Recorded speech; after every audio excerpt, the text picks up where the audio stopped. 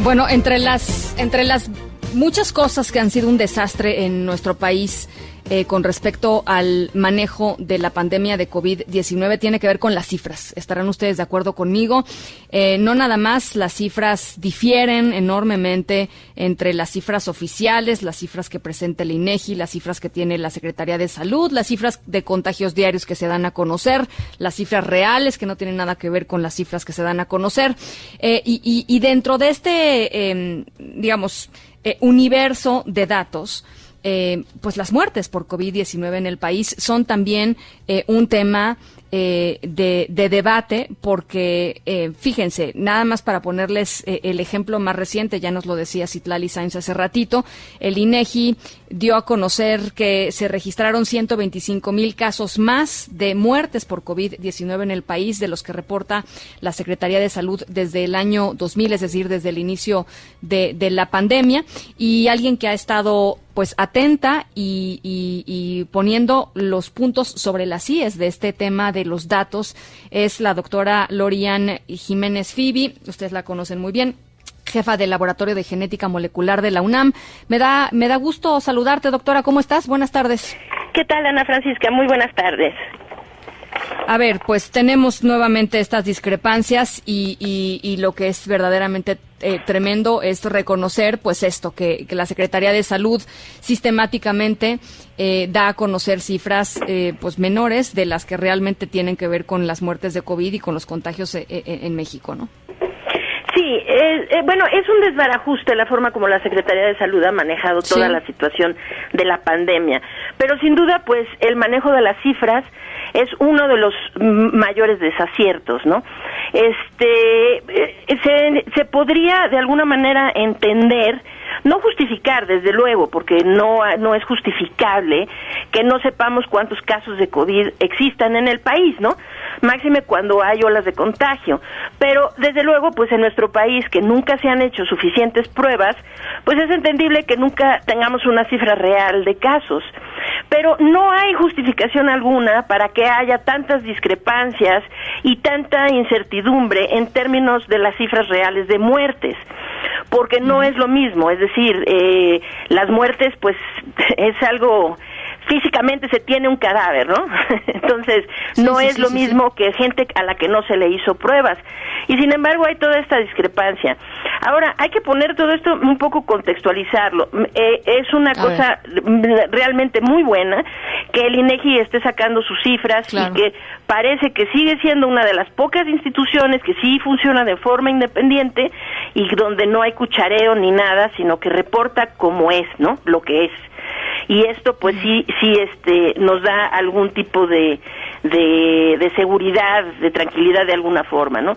Pero en realidad, Ana Francisca, hay 3 cifras de muertes en nuestro país, que ahora pues se tornan no en 3, sino en 5.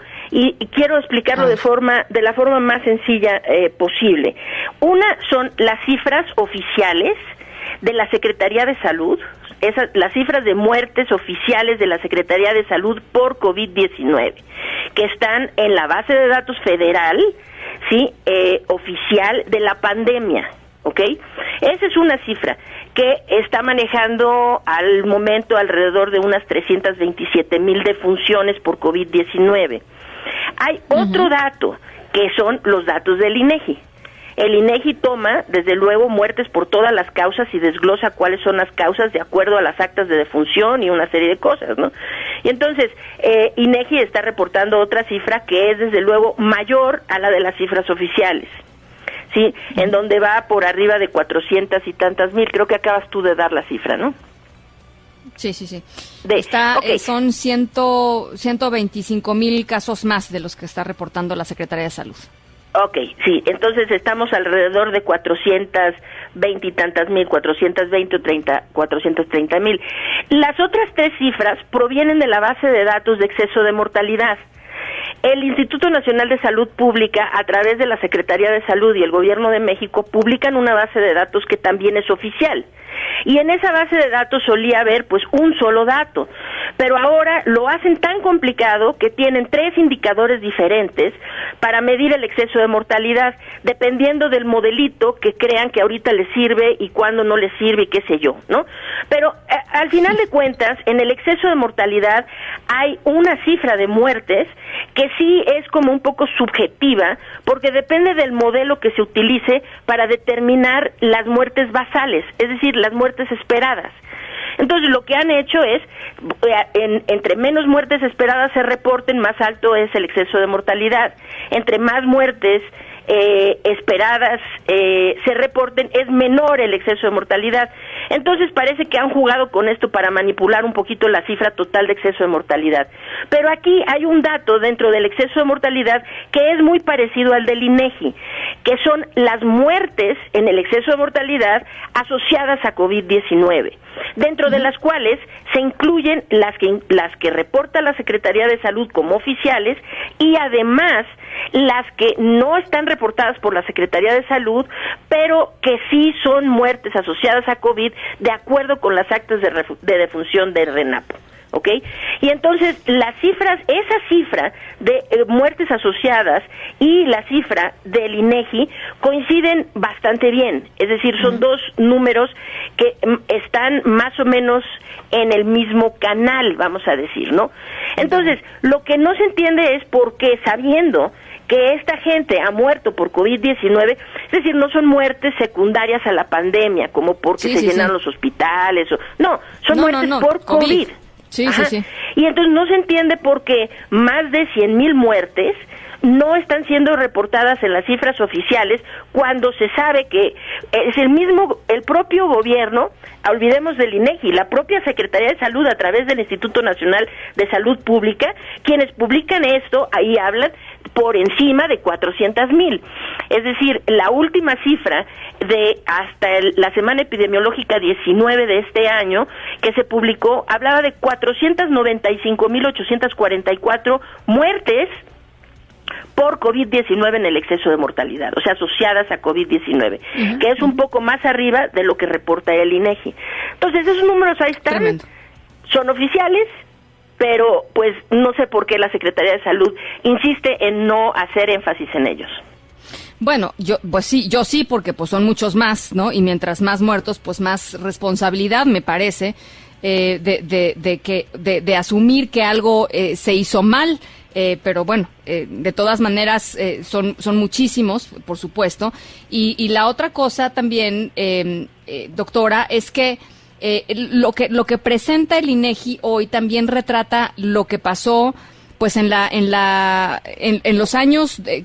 los meses diciembre, enero y febrero de 2020, los podemos comparar con el 2021 y nos damos cuenta de la brutalidad que fue pues diciembre, enero y febrero de 2021, doctora. Sí, diciembre de 2020 y enero y febrero de 2021. Sobre esto escribí extensamente en el último libro que escribí, que se intitula Las vidas que no contaron. Extensamente dedico todo el prólogo y los primeros 2 capítulos a hablar sobre esta realmente tan catastrófica y letal segunda ola, de la cual yo creo que muchos mexicanos no han caído en cuenta de lo catastrófico que fue. Es decir, las cifras oficiales reportan solamente en la segunda ola, y esto hablamos, fue una ola que duró 32 semanas con todo y sus partes bajas y su pico, pero el pico, o sea, la parte alta fue desde principios de diciembre del 2020 hasta finales de febrero del 2021. Las cifras oficiales registran 137,059 defunciones. Eso en las cifras oficiales de la Secretaría de Salud. Digo, para poner esto en perspectiva, Ana Francisca, es decir, hay menos de 30 países en el mundo que suman esa cantidad de muertos durante toda la pandemia. Nosotros lo sumamos en una sola ola. Ahora, esto es en las cifras oficiales. En la base, la que estaba mencionando del exceso de mortalidad, habla que en esta ola murieron más de 220,000 personas. Y los datos hoy del INEGI corroboran que esto fue así. Es decir, se ve que en la primera ola mueren alrededor de 100,000 personas, mientras que en la segunda ola mueren más de 220,000. Esto es la realidad de lo que sucedió en nuestro país en la primera y segunda ola, Y después, ahorita INEGI no publica esto, pero lo va a publicar eventualmente, y una de las grandes sorpresas que muchos mexicanos se van a tener es que se ha minimizado de forma realmente inexcusable, es decir, imperdonable, el costo en vidas de las olas 3 y 4, en donde siempre se habló de que ya la gente no se está muriendo, ya casi nadie se muere. Bueno, ese casi nadie se muere es que en cifras oficiales en la tercera ola se murieron cerca de 70,000 personas. ¡Qué horror! 70,000. En esa ola donde dijeron ya nadie se está muriendo. 7 auditorios nacionales, ¿no? Para ponerlo en perspectiva, la gente que nos está escuchando, 7 auditorios nacionales llenos. Es de verdad, o sea, es una locura, y hablo de cifras oficiales, claro, ¿no? Y lo mismo, la cuarta ola, que el presidente decía, es que se muere una persona al día, no más. Eso lo dijo en 2 conferencias de prensa matutinas, que se estaba muriendo solo una persona por mucho al día. Bueno, pues es que la cuarta ola hoy, y todavía hay muchos datos rezagados de cuánta gente en realidad falleció en la cuarta ola que fue la previa que tuvimos, cerca de 25,000 personas murieron. Entonces, no es que haya poca gente muriendo, y lo que ha ocurrido en esta pandemia sí merece realmente una concientización y un reconocimiento por lo menos de lo que ha ocurrido, porque decir que la segunda ola, en ese periodo catastrófico de finales de 2020, principios de 2021, donde más de 200,000 personas perdieron la vida por la estrategia que se adoptó en nuestro país para control de la pandemia, yo creo que esto pues sí merece una reflexión seria de nosotros como sociedad para saber exactamente qué fue lo que pasó aquí y quiénes han sido responsables de esta catástrofe realmente tan grave. Bueno, pues empezando por los datos, que los datos ahí están y hay que hablar de los datos aunque duelan y aunque mucha gente también ya esté acostumbrada y diga, bueno, pues ya, no, yo creo que es muy importante enfatizar estos datos y pensar que detrás de cada uno de estas 495,844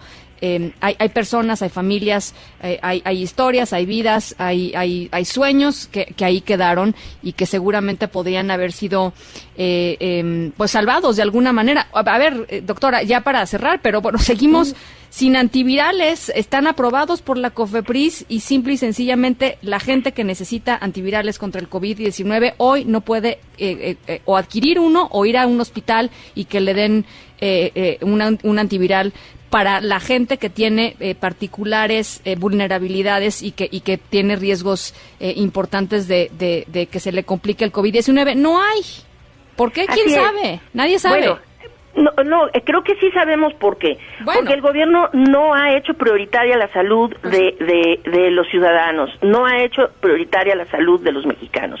No solamente no hay antivirales, es decir, no hay vacunas para el grupo de 6 meses a 4 años, no hay vacunas anticovid contra ese grupo, que es uno de los grupos más vulnerables, es decir, se mueren más ese grupo de edad y los adultos mayores que cualquier otro grupo de edad. Y sin embargo, no se está haciendo ningún esfuerzo por vacunarlos. Entonces, no tenemos antivirales, no tenemos vacunas para el grupo de los más pequeñitos, que son los más vulnerables. La vacunación para el grupo de 5 a 11 años va realmente así avanzando a un ritmo tan lento. Tremendo. Que se han perdido vidas innecesariamente de haberse vacunado antes, ¿no? Tremendo.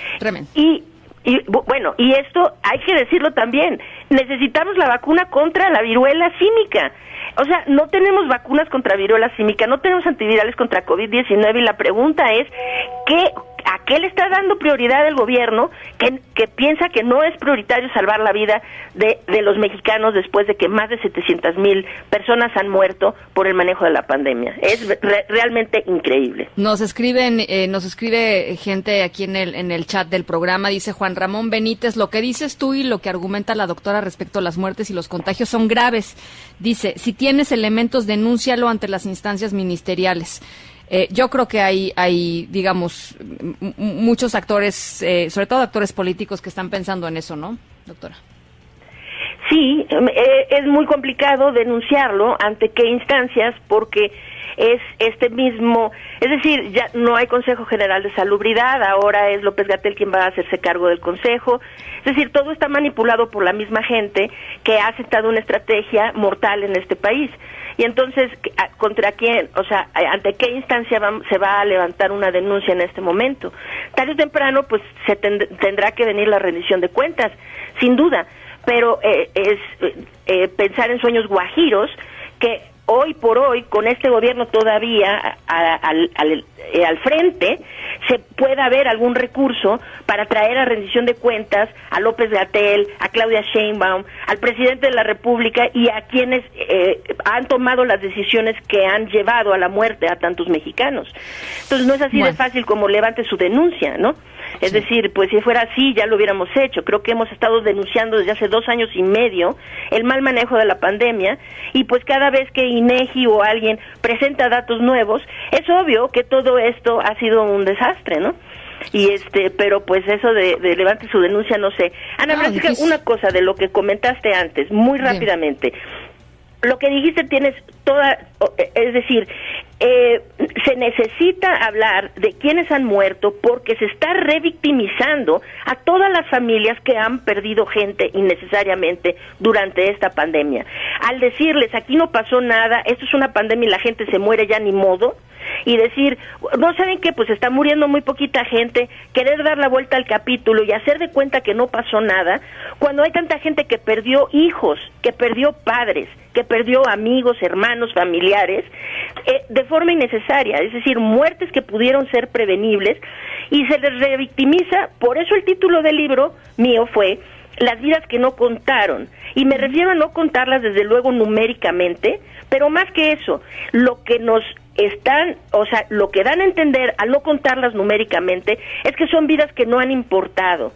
Y creo que como mexicanos necesitamos todos alzar la voz y decirle a esas familias que esas gentes que perdieron, esos seres queridos, sí importaron. Y nos importan a muchos mexicanos. Por eso es indispensable que hagamos conciencia de cuánta gente ha muerto y que hagamos realmente un ejercicio de conciencia nacional para hacerle honor a estas personas que finalmente son los deudos de tantos fallecidos, que suman más de 700,000 en este momento. Bueno, pues ahí está. Busquen los libros de la doctora Jiménez Fibi, están en Editorial Planeta. Te agradezco como siempre, doctora. Muchísimas gracias por estos minutos. Al contrario, gracias por la invitación. Un placer, Ana Francisca. Un abrazo.